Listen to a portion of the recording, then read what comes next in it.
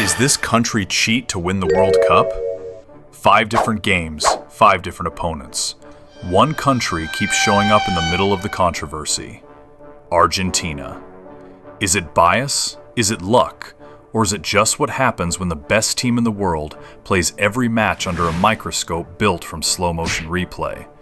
Let's go through what actually happened, game by game.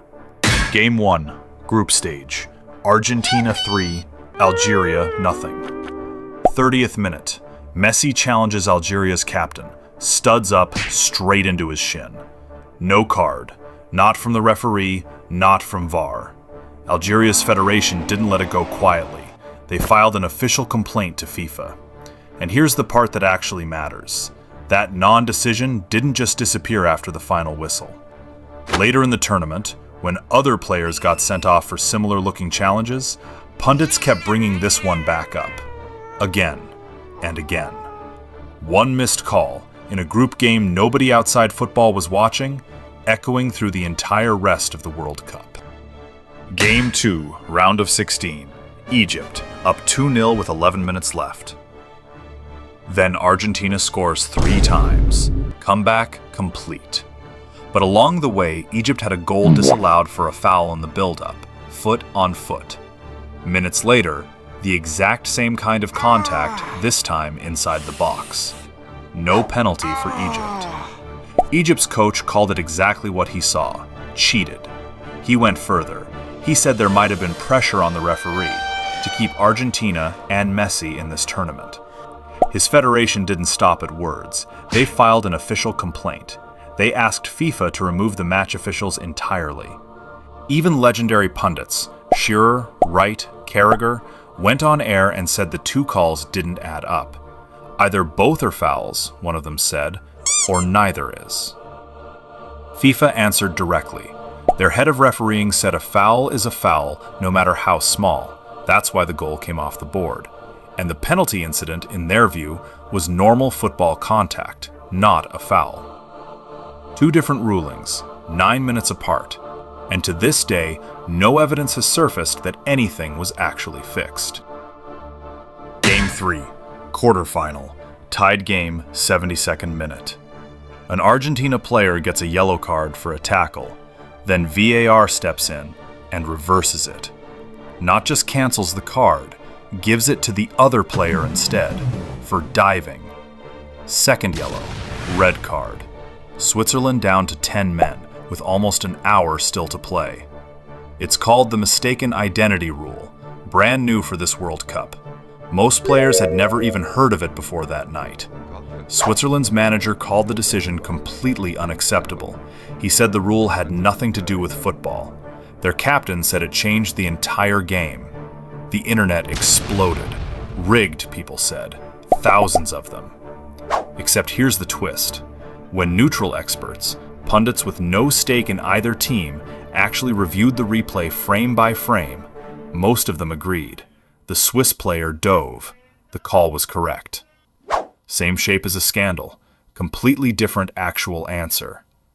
But here's the part almost nobody explains afterward. VAR's mistaken identity rule can only step in when the referee has already shown a card. It doesn't invent one. It only corrects who it was shown to. Which means if the referee just calls the foul on Paredes and doesn't reach for his pocket, there's no card for VAR to reconsider in the first place. No card, no review, no red for Embolo. Switzerland spends the last 20 minutes with 11 men on the pitch, not 10. One referee's instinct, pull the card or just blow the whistle, and an entire quarterfinal might have ended differently. Game 4, the semifinal. Cards: Argentina 2, England 1. Fair. 55th minute. Gordon scores. 1-0 England. And then, with 35 minutes still on the clock, England just stop. They drop 11 men behind the ball and dare the world champions to break them down.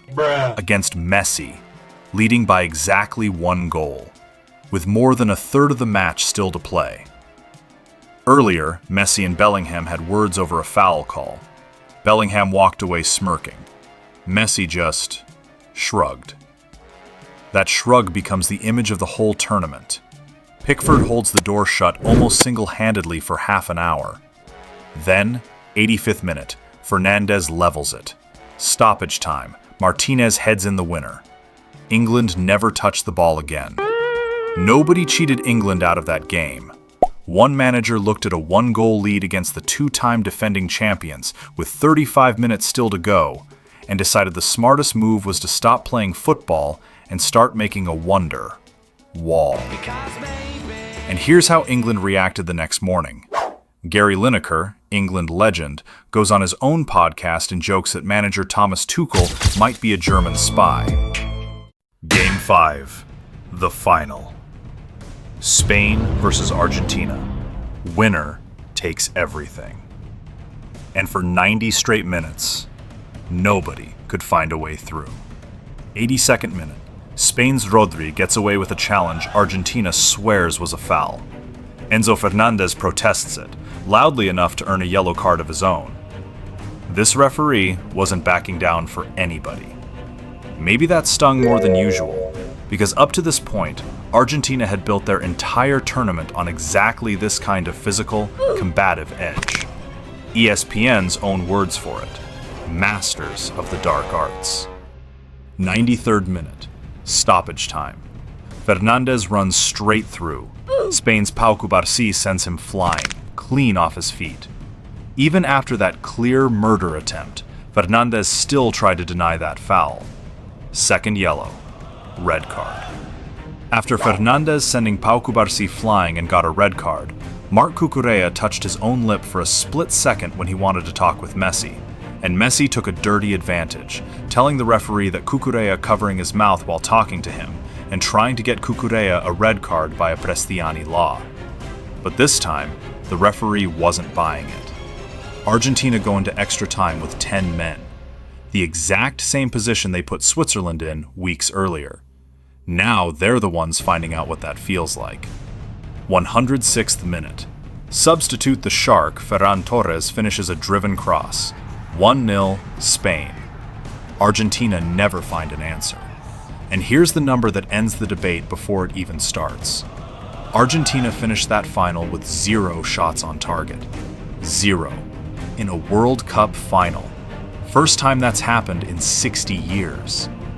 This wasn't a robbery. This wasn't a fix.